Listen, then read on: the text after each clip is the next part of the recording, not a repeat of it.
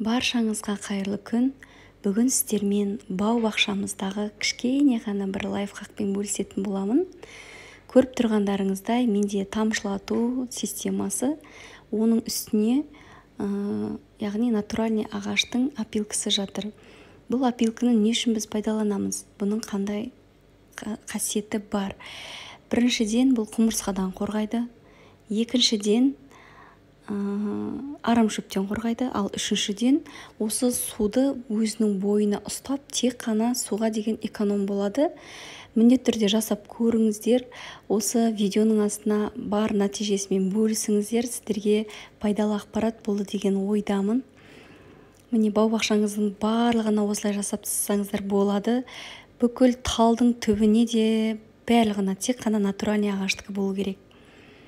Мінекей, сіздерге ұнады деген ойдамын. Жақсы, сау, сәлематта болыңыздар.